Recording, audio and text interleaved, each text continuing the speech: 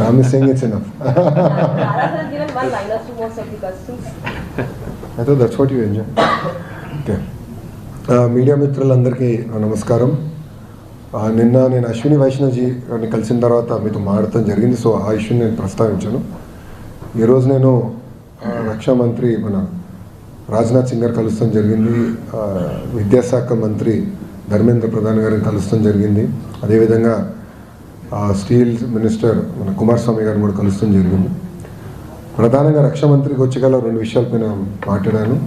ఎన్సీసీని పెద్ద ఎత్తున ఆంధ్ర రాష్ట్రం ప్రోత్సహించాలని మన ప్రభుత్వం నిర్ణయం తీసుకుందని ఆయన తెలియజేశాను. దాంట్లో భాగంగా ఒక డైరెక్టరేట్ ఆంధ్ర రాష్ట్రానికి ఏర్పాటు చేయాలి, ఫ్లయింగ్ స్క్వాడ్స్ అని కూడా చేయాలని నేను గౌరవ మంత్రి గారిని కోరాను. దానికి అనుకూలంగా ఆయన స్పందించారు. అంతేకాకుండా డిఫెన్స్ మ్యానుఫ్యాక్చరింగ్లో పెద్ద ఎత్తున ఆంధ్ర రాష్ట్రాన్ని ప్రోత్సహించమని ఒకటి కోరాను. కావాల్సిన ఎకో సిస్టమ్ అనుకుంది. ఆల్రెడీ అనేక డిఫెన్స్ పరిశ్రమలకి మనం భూములు కూడా అనంతపూర్ జిల్లాలో కేటాయిస్తాం జరిగింది. అదొక డిఫెన్స్ హబ్గా ఏర్పాటు చేసే అవకాశం ఉంది. బెంగళూరు ఎయిర్పోర్ట్ నుంచి రైట్ తీసుకుంటే బెంగళూరు సిటీకి వెళ్ళే ముందర ఆంధ్ర రాష్ట్రానికి రావచ్చు, ఎకో సిస్టమ్ బాగుంటుందని మంత్రి గారు కూడా తెలియజేయడం జరిగింది. అది కూడా ఆయన పరిశీలిస్తారని హామీ ఇచ్చారు. దాని తర్వాత విద్యాశాఖ మంత్రి గారిని స్పష్టంగా గత 5 సంవత్సరాల్లో ఆంధ్ర రాష్ట్రంలో ఉన్న ప్రభుత్వ పాఠశాలకు చాలా అన్యాయం జరిగింది. కేంద్ర ప్రభుత్వం ఇచ్చిన నిధులు సకాలంగా మనం వాడుకోలేకపోయారు. ఆంధ్ర రాష్ట్రం ఇవ్వాల్సిన మ్యాచింగ్ గ్రాంట్లు కూడా ఇవ్వలేదు. దానివల్ల నష్టపోయాం, ప్రాజెక్టులు ముందరికి వెళ్ళలేదు. ఆ నిధులు మీరు క్యాన్సిల్ చేయొద్దు, మేము పూర్తి చేస్తామని కూడా మంత్రి గారికి హామీ ఇచ్చాం. రాబోయే సంవత్సరాల ఎలకేషన్స్ ఆంధ్ర రాష్ట్రానికి పెంచమని కోరాను. ఆంధ్ర మోడల్ ఆఫ్ ఎడ్యుకేషన్ అంటే కేజీ నుంచి పీజీ వరకు కరికులం ఏదైతే మనం రీవ్యాంప్ చేయాలనుకుంటున్నాం, బలోపేతం చేయాలనుకుంటున్నాం, టెక్నాలజీతో జోడించి విద్యార్థులకి మెరుగైన విద్య అందించాలనుకున్నామో అది ఆయనకి చెప్తాం జరిగింది. ఆయన కూడా ఇమీడియట్గా ఆయన టీంతో కలిసి ఆంధ్ర రాష్ట్రానికి వస్తానని హామీ ఇచ్చారు. ఆగస్ట్ మాసంలో ఎడ్యుకేషన్ మినిస్టర్స్ కాన్క్లేవ్ ఆంధ్ర రాష్ట్రంలో విశాఖపట్నంలో ఏర్పాటు చేస్తే బాగుంటుంది, మేము చేస్తామని చెప్తాం జరిగింది. ఎందుకంటే భారతదేశంలో అనేక అద్భుతమైన మోడల్స్ ఉన్నాయి. అన్నిటి దగ్గర నుంచి మంత్రులు మేము అందరూ నేర్చుకోవాల్సిన అవసరం ఉంది. సో టెక్స్ట్ బుక్స్ విషయంలో మేము మహారాష్ట్ర నుంచి నేర్చుకున్నాం. అది ఎందుకు జరిగింది, నేను టీమ్స్ పంపించాను. అదే మంత్రులు వస్తే మంచి ఎక్స్చేంజ్ ఆఫ్ ఐడియాస్ ఉంటుంది. రెండో రోజు ఎడ్టెక్ కంపెనీస్ ద్వారా ప్రజెంటేషన్స్ తీసుకోవచ్చు, ఒక మోడల్ క్రియేట్ చేయొచ్చు అని నేను మంత్రి గారిని కోరాను. దానికి ఆయన అనుకూలంగా కూడా స్పందించారు. ఆయన ఒక మాట అన్నారు, టెక్నాలజీ విషయంలో ఎప్పుడు ఆంధ్ర రాష్ట్రం ముందుంటుంది, మీరు చేయండి, అది మంచి ఫలితాలు వస్తే భారతదేశానికి మనం తీసుకెళ్ళొచ్చని మంత్రి గారు చెప్పారు. ఇంకో పక్కన కుమారస్వామి గారు కలిసినప్పుడు ఆయన నేను పర్సనల్గా కృతజ్ఞతలు తెప్పడం జరిగింది. ఎందుకంటే ఇక్కడ చాలామంది ఎంపీలు మేము అందరం కలిసికట్టుగా గత 8 నెలలుగా చాలా కష్టపడ్డాం. మీ అందరూ తెలుసు, వైజాగ్ వెళ్ళినప్పుడు ఎంపీలతో ఎమ్మెల్యేలతో మేము అందరం కూర్చున్నాం, మాట్లాడాం, ఎట్లా రివైవ్ చేయాలి, ఆప్షన్స్ ఏంటి మన ముందల అని డిస్కస్ చేసి అక్కడి నుంచి ఒక పద్ధతి ప్రకారం అంటే భారతదేశంలో ఎక్కడ జరిగిన విధంగా పద్ధతి ప్రకారం మేము ఆ ప్రాజెక్ట్ని రివైవ్ చేసే విధానికి దాదాపు కేంద్ర ప్రభుత్వం నుంచి 11,000 కోట్ల ప్లస్ నిధులు తీసుకురాగలంటే అది మెటిక్యులస్గా ప్లాన్ చేసాం. కేంద్రంలో ఉన్న ప్రధానమంత్రి గారు, హోంమంత్రి గారు, ఆర్థిక శాఖ మంత్రి గారు, కుమారస్వామి గారు, ఉన్న ఎంఓఎస్టీఎల్ వర్మ గారు సహకారంతో మేము అది సాధించాం. దానివల్ల ఆంధ్ర రాష్ట్ర ప్రజల్లో కూడా హోప్ వచ్చింది. డబుల్ ఇంజిన్ సర్కార్ అద్భుతంగా పనిచేస్తుంది, దీనివల్ల ఆంధ్ర రాష్ట్రానికి మంచి రోజులు మళ్ళీ రాబోతుందని ప్రజలు కూడా గుర్తించారు. ఇట్లా కలిసికట్టుగా మేము పనిచేస్తామని చెప్పాం. మంత్రి గారు కూడా మేము అందరం మాట్లాడిన తర్వాత అనుకున్నాం, ఎట్టి పరిస్థితుల్లో కేంద్ర ప్రభుత్వం ఇప్పుడు పెడుతున్న పెట్టుబడి కానీ ఆంధ్ర రాష్ట్రం పెట్టుబడి కానివ్వండి, ఎకనామిక్ యాక్టివిటీ ద్వారా తిరిగి వడ్డీతో సహా చెల్లిద్దాం, మంచిగా మేనేజ్ చేద్దాం, ఇంకొకసారి నష్టాల్లోకి ఈ ప్లాంట్ వెళ్ళకూడదు, మంచి మేనేజ్మెంట్ తీసుకొద్దాం, క్లోజ్గా మానిటర్ చేద్దామని మేము అందరం కలిసికట్టుగా నిర్ణయం తీసుకుంటాం జరిగింది. అంతేకాకుండా ఆర్సిలర్ మిత్తల్ ప్రాజెక్ట్కి కావాల్సిన రా మెటీరియల్ లింకేజు మిగతా అంశాలపైన కూడా మేము చర్చించాం. దానికి ఆయన 100% ఆయన మినిస్ట్రీ సహకారం ఉంటుందని ఆయన హామీ ఇస్తాం జరిగింది. త్వరలోనే ఆ ప్రాజెక్ట్ కూడా భూమి పూజ చేద్దామని మంత్రి గారు చెప్తాం జరిగింది.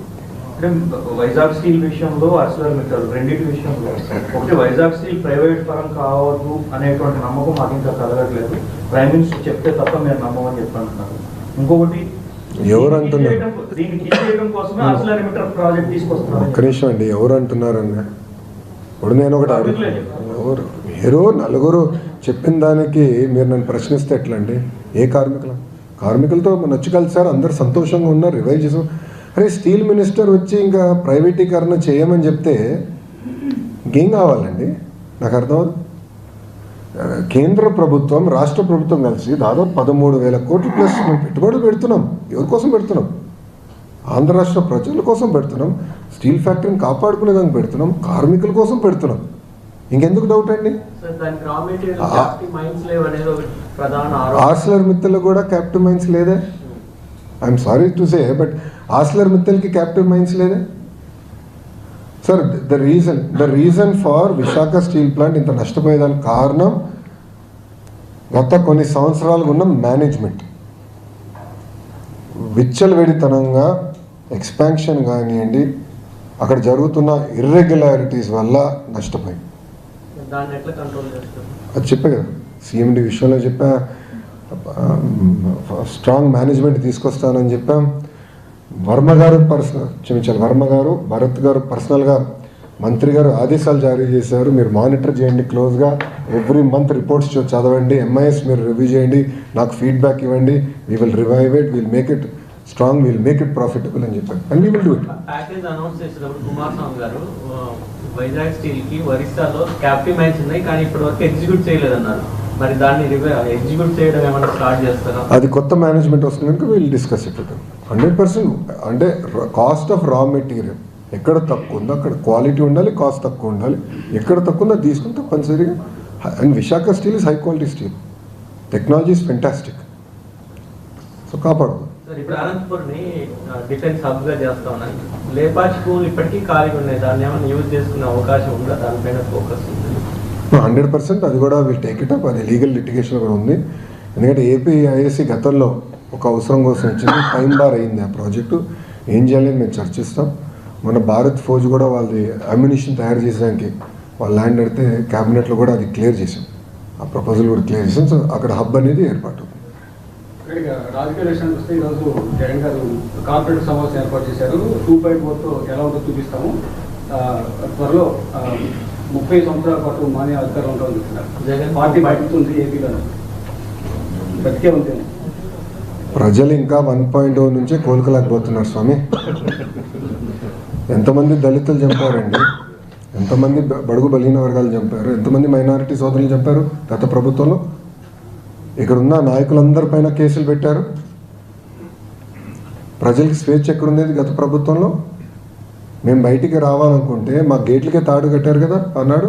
నా పైన 23 కేసులు పెట్టారు, అటెంప్ట్ మర్డర్ కేసు పెట్టారు, ఎస్టీసీ కేసు పెట్టారు. శాశ్వత భూ హక్కు చట్టం అని తీసుకొచ్చి ప్రజల భూముల్ని కాజేయడానికి ప్రయత్నించారు. ప్రజలు మర్చిపోయారు అనుకుంటున్నారా? ఆయన ఎవరు మర్చిపోలేదు. ఎన్నికల ముందర కూడా నా ఎంట్రీగా ఎవరు పీకలేరు అన్నారు. ఏమైంది?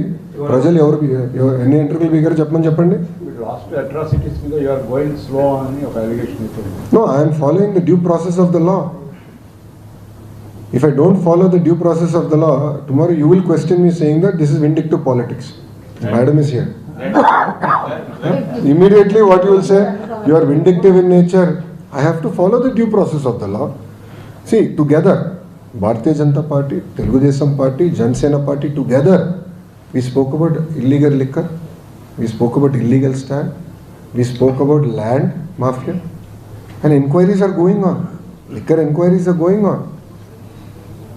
So let the process get completed. It will be followed by action because it is a promise we have made to the people. In almost 90 meetings, I spoke about my red book, sir. I showed my red book. People have endorsed my red book. Red book lo any chapter lo ayindi sir. Rajya Sabha కూడా ఏంటండి? రాజ్యసభ కూడా వైవిసి బారెడ్డి bill గుర్తు చేసుకుంటున్నాడు. Red book ఆయన పేరు ఉందా లేదా అనుకుంటున్నారు చెప్పండి. రెడ్ బుక్ లో ఎన్ని చాప్టర్లు అయిపోయింది ఇంకేమైనా ఉన్నాయా? అది కాన్ఫిడెన్షియల్ రిపోర్ట్ సార్. అది కేవలం నాకు మా అధ్యక్షుల వారి మధ్యలో ఉంటుంది సార్. చెప్పండి. Any other questions? దాబాస్ పై అన్ని తెచ్చాడని మీరు చెప్తున్నారు.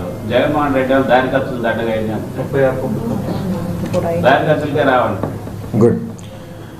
ఇప్పుడు నేను సూటిగా గౌరవ మాజీ ముఖ్యమంత్రి గారిని, పులివెందుల ఎమ్మెల్యే గారిని ప్రశ్నిస్తున్నాను. 5 సంవత్సరాల్లో మీరు తీసుకొచ్చిన పెట్టుబడులు ఎన్ని గ్రౌండ్ అయినాయి? మేము 8 నెలల్లో తీసుకొచ్చిన పెట్టుబడులు ఏంటి? చర్చకి నేను సిద్ధం, ఆయన సిద్ధమా?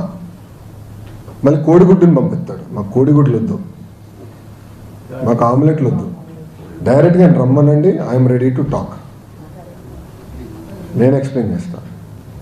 ఇప్పుడు ఆర్సిలర్ మిత్తల్ ప్రాజెక్ట్ నేను 2019లో కలిసా ఆదిత్య మిత్తల్ని. 2019లో డావోస్లో టీసీఎస్ వాళ్ళ బూత్ బయట కలిసి ఆనాడు చెప్పి ఆంధ్ర రాష్ట్రానికి రాండి అని. మీరు కూడా ఆదిత్యని కూడా అడిగాను చెప్తాను. అప్పటి నుంచి ఐ మెయింటైన్ దట్ రిలేషన్షిప్ అండి. 5 years I maintain that relationship. NDA ప్రభుత్వ అధికారంలోకి వచ్చిన వెంటనే నేను ఫోన్ చేశాను, బాస్ 5 years అయింది, మీరు వేరే రాష్ట్రానికి వెళ్దాం అనుకున్నారు, అక్కడ ఏం అవ్వలేదు, వచ్చేయండి, వేరే రెడీ. ఒక్క జూమ్ కాల్తో కదిలిందండి ఆ ప్రాజెక్ట్. సో ఇప్పుడు మీరు అడగచ్చు 2019లో వెళ్ళిన ఖర్చులు దండగానే నేను సూటిగా ప్రశ్నిస్తున్నాను మిమ్మల్ని. ఆంధ్ర రాష్ట్రాన్ని నేను ప్రమోట్ చేయాలండి. ఇప్పుడు అక్కడ పారిశ్రామికవేత్తలందరూ నన్ను ఏమడుగుతున్నారు, మీరు గ్యారంటీ ఇస్తారా జగన్మోహన్ రెడ్డి అనే వ్యక్తి మళ్ళీ గెలవడాన్ని? ఎందుకంటే పీపీఎల్ రద్దు చేశారు, అమర్ రాజా లాంటి కంపెనీని తరిమేశాడు, అనేక కంపెనీలు హెరాస్ చేశారు, సకాలంగా కరెంటు బిల్లు మన కరెంట్ కూడా అందించలేదు, పవర్ హాలిడేస్ ప్రకటించారు. ఇండస్ట్రీ చాలా నష్టపోయిందండి ఆంధ్ర రాష్ట్రంలో. ఇప్పుడు అదంతా రివైవ్ చేసినాక మేము కష్టపడుతున్నాం, బ్రాండ్ రివైవ్ చేసినాక కష్టపడుతున్నాం. ఈరోజు మహారాష్ట్ర మాతో పోటీ పడుతుంది, తెలంగాణ మాతో పోటీ పడుతుంది, తమిళనాడు మాతో పోటీ పడుతుంది. చివరికి కేరళ మంత్రి కూడా డావోస్కి వచ్చి పెట్టుబడుల కోసం అంటే రాష్ట్రాన్ని ప్రమోట్ చేసినాక పోటీ పడుతున్నారు. వాళ్ళు ప్రమోట్ చేయకూడదా మేము రాష్ట్రాన్ని? It is a responsibility, we will promote. అని మీరు చూస్తారు కదా రాబోయే 12 నెలల్లో మీకు ఎలాంటి పెట్టుబడులు రాబోతున్నాయి, ఎక్కడ వస్తాయో మీరు చూస్తారు కదా అలా. అప్పుడు అడగచ్చండి. But I'm ready for the discussion, debate. 5 సంవత్సరాలు ఆయన ఏం తీసుకొచ్చాడు, 8 నెలలు మేము తీసుకొచ్చాం. ఆయన తీసుకొచ్చిన కనుక 2x పెట్టుబడులు మేము తీసుకొచ్చాం. We have grounded the projects, we're moving exceptionally fast. Jagan నేతను మళ్ళీ రాడు అని వాళ్ళు హామీ అడిగినప్పుడు మీరు వాళ్ళకి హామీని ఇవ్వగలిగారా సార్? ప్రజలు నిర్ణయిస్తారు, మేము కష్టపడతాం. కానీ ప్రజలు కూడా గమనించాలి, ఈరోజు కొన్ని రాష్ట్రాల్లో అక్కడున్న భారతీయ జనతా పార్టీ ప్రభుత్వానికి 5 టర్మ్లు ఇచ్చారు. Gujarat amazing example. ఈరోజు స్టూడెంట్ డెవలప్మెంట్ ఏ స్థాయికి వెళ్ళిపోయింది. 5 termsలో their contribution to India's GDP has increased I think by almost 1.5% in 5 terms. Huge contribution. So consistency in government చాలా చాలా అవసరం. అది ప్రజలు గమనించాలి, గుర్తించాలి. ఈరోజు కేంద్రంలో 3వసారి ప్రధానమంత్రిగా నరేంద్ర మోడీ గారు వచ్చారు కనుకనే ఈరోజు పాలసీ కన్సిస్టెన్సీ ఉంది, పెట్టుబడులకు పెద్ద ఎత్తున వాళ్ళు ప్రోత్సహిస్తున్నారు. ఆ కన్సిస్టెన్సీ వల్ల ఈరోజు మనం బయటపడగలుగుతాం, దేశం ముందరికెళ్తుంది. ఆయన ఎమ్మెల్యేగా డిస్క్వాలిఫై చేయడానికి కుట్ర జరుగుతున్నట్టు నిజమేనా సార్? ఎవరినండి? జగన్మోహన్ రెడ్డి. ఎట్లా డిస్క్వాలిఫై చేస్తామండి? 60 days కంటిన్యూగా రాకపోతే ఆటోమేటిక్గా డిస్క్వాలిఫై అవుతుందని డిప్యూటీ స్పీకర్ చెప్పారు. మళ్ళీ ఆయన ఎందుకు రావట్లేదు అసెంబ్లీకి? గుర్తించట్లేదు సార్. ఆయన రావాలి కదా. ప్రజలు గుర్తించకపోతే నేనేం చేయాలి స్వామి? ఆయన గుర్తించట్లేదు. కొంతమందికి ఇది చేసాము, ఇది చేసాము. But is duty bound to come. కనీసం పులివెందల సమస్యల గురించి అయినా మాట్లాడాలి కదా. ప్రతిపక్ష నేతగా మీరు గుర్తించట్లేదు. ప్రజలు గుర్తించకపోతే నేనేం చేయాలండి? ప్రజలు గుర్తించాలి కదండి. ఇప్పుడు ఆయన అన్నారు కదా, గతంలో 4 ఎమ్మెల్యేలు అనుకుంటా, 4 ఎమ్మెల్యేలు నేను లాగేస్తే మీకు ప్రతిపక్ష హోదా కూడా ఉండదని ఆయనే చెప్పారు కదండి గతంలో. మళ్ళీ ఆయన మర్చిపోయారా? అయితే టెక్నికల్గా 60 రోజులు రాకపోతే బాగుంది అంటారు మీరు. వాస్తవంగా నేను స్పీకర్ గారితో మాట్లాడినా స్పందిస్తాను. ఎందుకంటే ఆ టెక్నికాలిటీ మొదటిసారి నేను తెలుసుకుంటున్నాను. నాకు కొంచెం అసెంబ్లీ రూల్ బుక్ ఇంకా చదవాలి. కౌన్సిల్ రూల్ బుక్ అయితే నాకు first page to last page తెలుసు. అసెంబ్లీ రూల్ బుక్ చదవాలి. నేను ఒకసారి స్పీకర్ గారితో మాట్లాడినా వాళ్ళు రెస్పాండ్ అవుతారు సబ్జెక్ట్. సార్ మీ పార్టీకి క్యాడర్కి ఆస్పిరేషన్స్ మధ్య సింక్రనైజ్ కావట్లేదు, అందులో కొద్దిగా క్యాడర్లు అసంతృప్తి ఉందన్న వార్తలు వస్తాయి. దాన్ని మీరేమంటారు? దాన్ని ఎట్లా మీరు ఆస్పిరేషన్ ఫుల్ఫిల్ చేస్తారు? సార్ మీరు చూస్తే గెలిచిన రోజు దగ్గర నుంచి నేను కార్యకర్తల్ని కలుస్తున్నాను. ప్రజా దర్బార్ ద్వారా కార్యకర్తల్ని నేను కలుస్తున్నాను. సెకండ్ లెవెల్ లీడర్స్ని 1-on-1 నేను కలుస్తున్నాను. అంతేకాకుండా నేను జిల్లాలకు వెళ్ళినప్పుడు తప్పనిసరిగా ఒకసారి ఉత్తమ కార్యకర్తలను కలుస్తున్నా.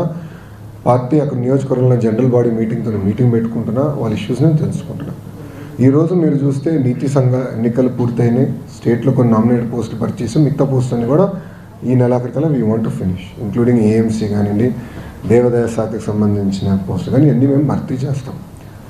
దాని తర్వాత మిగిలిన ఎవరిని ఉంటే కూడా వాళ్ళు గుర్తిస్తాం, వాళ్ళని క్యారీ చేసే బాధ్యత మన తెలుగుదేశం పార్టీ తీసుకుంటాం. దాంట్లో ఎలాంటి సందేహం లేదు. సో గుర్తించకుండా పోతాం అనేది ఉండదు మా దగ్గర. ఈరోజు ప్యూర్ డేటా డ్రివెన్ మేము వెళ్తున్నాం. ఎవరు క్లస్టర్ యూనిట్ బూత్లో బాగా పనిచేస్తారు, ఎవరు ఎక్కువ మెజారిటీ తీసుకొచ్చారు, గతంలో బాబు షూరిటీ భవిష్యత్ గ్యారంటీ ఎవరు బాగా చేశారు, ఇదేమి కర్మ మన రాష్ట్రం కార్యక్రమం ఎవరు బాగా చేశారో వాళ్ళని మేము గుర్తిస్తున్నాం. మీరు ఇచ్చిన పోస్టులు మీరు అందరూ చూసారు. ఎవరైతే బాగా పనిచేస్తారో, పార్టీ కోసం పనిచేస్తారో వాళ్ళనే ఎన్డీఏ కూటమి గుర్తిస్తుంది.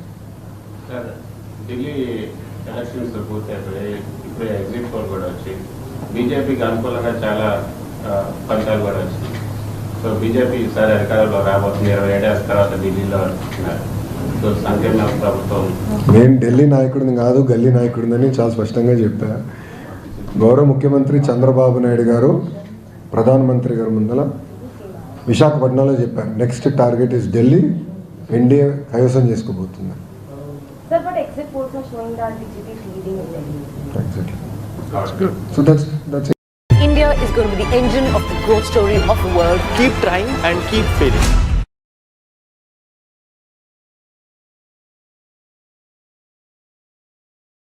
People have recognized the power of double engine Sarkar. They don't want half engine. They don't want polluted politics in Delhi. They want double engine Sarkar. They are seeing the amazing results in Andhra Pradesh. And our Honorable Chief Minister came here, campaigned about it, spoke about it very clearly.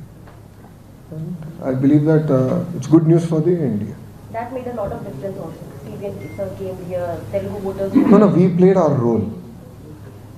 We played our role. As an responsible NDA partner, we played our role. See, that is very, very important. When you say we are NDA, it's not just about Andhra Pradesh. It's about supporting the Honorable Prime Minister through and through in any election. And our support has been that way.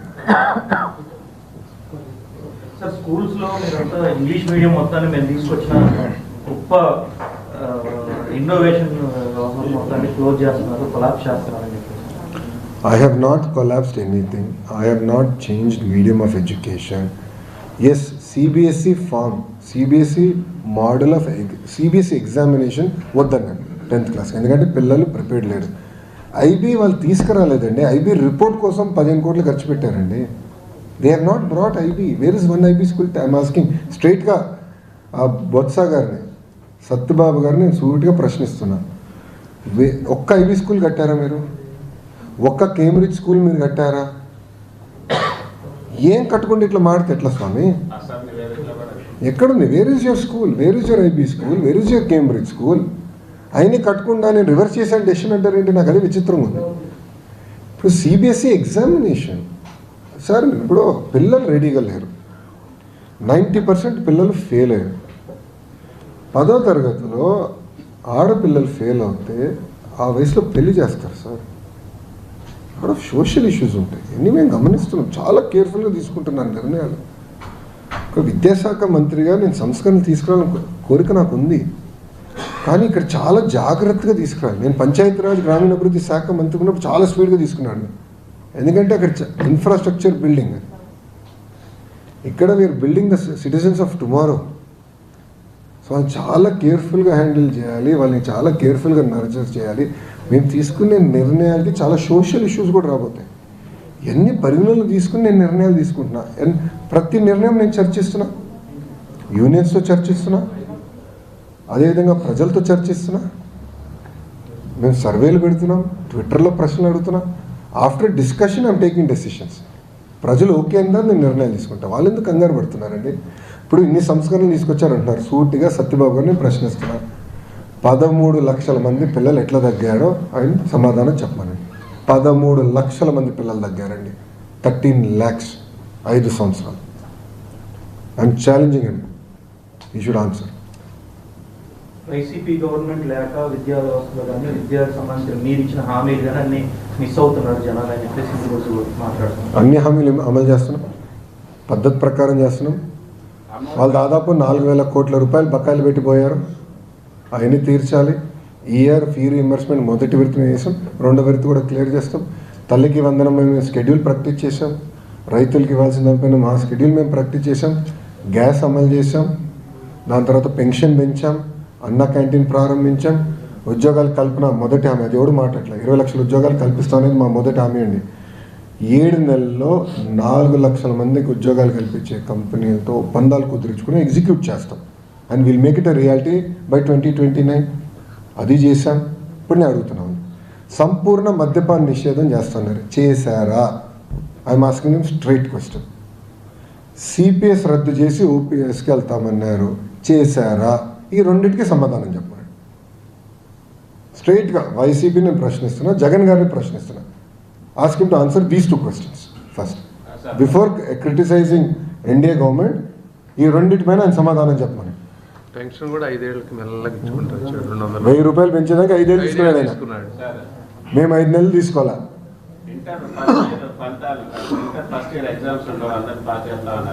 నేను ఎప్పుడు చెప్పా చేస్తానని. నేను ప్రతిపాదిస్తున్నాను, ప్రజల దగ్గర నుంచి feedback తీసుకున్న తర్వాత నిర్ణయం తీసుకుంటానని చెప్పాను. ఆ ఫీడ్బ్యాక్ వస్తుంది, విల్ టేక్ ఎ డెసిషన్. నేను ఏకపక్షంగా I'm not taking decisions. I want to discuss with parents, with students, with teachers, with unions, then take a decision. That is the model of this government.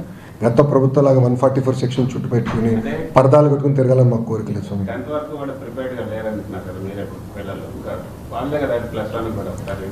Prepare చేయాలి, జీవితం కోసం prepare చేయాలి కదా స్వామి.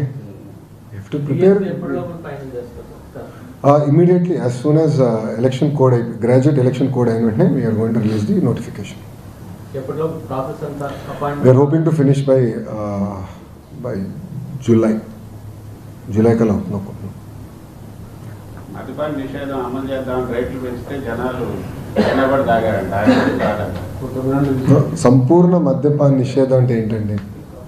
ప్రభుత్వ షాపులు ఉండవు, ప్రభుత్వ డిపోలు ఉండవు, వైకాపా నాయకులు మ్యానుఫ్యాక్చరింగ్ ఉండదు. కానీ గత ప్రభుత్వం అన్నీ జరిగినాయి కదా, అన్నీ బయటకు వస్తాయండి. త్వరలో ఇన్వెస్టిగేషన్ జరుగుతుంది కదా, త్వరలో అన్నీ బయటకు వస్తాయి. మీరే ఆశ్చర్యపోతారు, ప్రజలే ఆశ్చర్యపోతారు.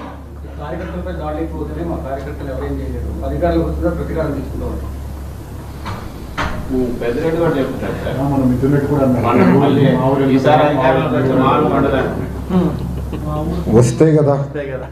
వస్తే కదా ఎందుకు కంగారు పడుతున్నావు స్వామి? సార్ నేను అడుగుతున్నా, ఒక్క నిమిషం నేను అడుగుతున్నా. ఈరోజు పెద్దిరెడ్డి తిరుగుతున్నారు కదా స్వేచ్ఛతో, ఈరోజు జగన్మోహన్ రెడ్డి గారు తిరుగుతున్నారు కదా స్వేచ్ఛతో. Z+ సెక్యూరిటీ ఇచ్చి, బుల్లెట్ ప్రూఫ్ వాహనం ఇచ్చి, ముందల 2 ఎస్కాట్లు, వెనకాల 2 ఎస్కాట్లు పెట్టి పంపిస్తున్నాం కదా, పార్టీలు ఇస్తున్నాం కదా ఆయనకి. గతంలో ఏం చేశాడండి ఆయన? చంద్రబాబు నాయుడు గారు ఆత్మకూరుకి వెళ్ళాలంటే ఆ రోజు గేట్ బంధించాడు, గేటుకి తాడు కట్టేశాడు. పుంగునూరుకి వెళ్తే రాళ్ళ దాడి చేశారు. అయినా మర్చిపోయారా వాళ్ళు? రాళ్ళ దాడి మర్చిపోయారా? యాక్షన్ ఉంటుంది, వెరీ అంటే భయపడుతున్నారు స్వామి. లిక్కర్ అన్ని మీకు బయటకు వస్తాయి. ఎందుకు వరి అవుతున్నారు? అన్ని బయటకు వస్తాయి. 193 మందితో సెక్యూరిటీ ఇవ్వట్లేదని చెప్పండి. 193 మందితో ఎవరు ఇస్తారండి? గవర్నమెంట్ ఆయనకి మాజీ ముఖ్యమంత్రి. No, we are following the protocols given in the blue book. Let us follow it, boss. Special dispensation ఎట్లా ఇస్తాం ఆయనకి? We are following. సార్ ఒక మాట చెప్తానండి, మీరు ఒకటి మీడియా వాళ్ళు కూడా కొంచెం దయచేసి అర్థం చేసుకోవాలి. ఎన్డీఏ ప్రభుత్వ అధికారంలోకి వచ్చిన తర్వాత కేటగరైజేషన్ ప్రకారం ఆయనకి ఇచ్చాం. ఆయన భార్యకి సెక్యూరిటీ తగ్గించలేదు, చెల్లికి సెక్యూరిటీ తగ్గించలేదు, వాళ్ళ అమ్మకి సెక్యూరిటీ తగ్గించలేదు, వాళ్ళ ఫ్యామిలీకి ఎక్కడ వీడియో టచ్. అదే జగన్మోహన్ రెడ్డి గారు ముఖ్యమంత్రి అయిన తర్వాత మా కుటుంబం మొత్తం తీసేశారు, తగ్గిస్తాం కదా, తీసేశారు. ఏకపక్షంగా ఒకరోజు ముందర చెప్పకుండా తీసేశారు. ఇప్పుడు నేను కక్ష సాధింపు చేయాలంటే నేనేం చేయాలి? ఎగ్జాక్ట్లీ అది చేయాలి. But we understand there are safety issues, we understand that, we will follow the due process of the law. వాళ్ళలాగా మేము చేయాల్సిన అవసరం మాకు లేదు. సాక్షి లేదా? Yes ma'am. లేదు, సాక్షి రాలా. సార్ ఇందాక మీరు అన్నారు ఢిల్లీ కాదు నేను ఒక గల్లీ లీడర్ని అని అన్నారు. యాక్చువల్లీ ఇక్కడ ఉన్నటువంటి తెలుగు ప్రజలు ఢిల్లీలో ఎలక్షన్స్ లో చాలా కీలకం. కానీ ఇక్కడ ఉండేటటువంటి ఏదైతే పర్సన్స్ ఉన్నారో వాళ్ళకి ఏదైనా ప్రాబ్లమ్స్ ఉన్నప్పుడు వాళ్ళకి చెప్పుకునేటటువంటి పర్సన్స్ ఆర్గనైజేషన్స్ కొన్ని ఉన్నాయి. కానీ అక్కడ ఉండేటటువంటి ఏపీ ప్రభుత్వం మా గోడు వినేటటువంటి వ్యక్తి ఎవరైనా ఉన్నారంటే బాగుంటుందో ఒక హెల్ప్ డెస్క్ లాంటి పెడితే బాగుంటుందని చాలా మంది గ్రౌండ్ రిపోర్ట్ లో మాకు ఇచ్చారు సార్. అది మీ ముందు పెడుతున్నాను. అలాంటిది already we're in touch with those. Rammohan Naidu garu ఉన్నారు, పెమ్మసాని చంద్రశేఖర్ గారు ఇక్కడనే ఉంటున్నారు కదమ్మా, వర్మ గారు ఇక్కడనే ఉంటున్నారు, వాళ్ళు ఇక్కడనే ఉంటారు, సింగిల్ డెస్క్ కింద ఉంటారు. ఏపీ భవన్ ఇక్కడ ఉంది. పార్టీ పరంగా కూడా ఇక్కడ మేము పార్టీని ఒక ఇన్ఫ్రాస్ట్రక్చర్ క్రియేట్ చేస్తాం. సో ఇప్పుడు తెలుగు వాళ్ళు ఎక్కడున్నా వాళ్ళ కోసం ఉంది తెలుగుదేశం పార్టీ. వాళ్ళ సమస్యలు పరిష్కరించేదానికి ఉంది. అన్ని రంగాల్లో వాళ్ళ నంబర్ 1లో ఉండాలనేది మన పార్టీ లక్ష్యం. వాళ్ళ కోసం కూడా ఇన్ఫ్రాస్ట్రక్చర్ వీల్ బిల్డ్. ఇక్కడ సభ్యత్వం కూడా చేసాం, వీల్ బిల్డ్. కాదు సార్, తెలుగుదేశం పార్టీ జాతీయ పార్టీ కదా, ఢిల్లీలో ఎందుకంటే మీ పార్టీని డెవలప్ చేయలేదు? సార్ మాకు ఇనఫ్ ఆఫ్ వర్క్ ఉంది సార్. ఆంధ్ర రాష్ట్రంలో చేయాల్సిన వర్క్ ఉంది. అండమాన్లో మాకు కౌన్సిలర్స్ ఉన్నారు. ఒక్క నిమిషం పూర్తి చేయండి. తెలంగాణలో కూడా మాకు ఉంది పార్టీ. ముందర ఇక్కడ బలోపేతం చేయండి. ఓకే.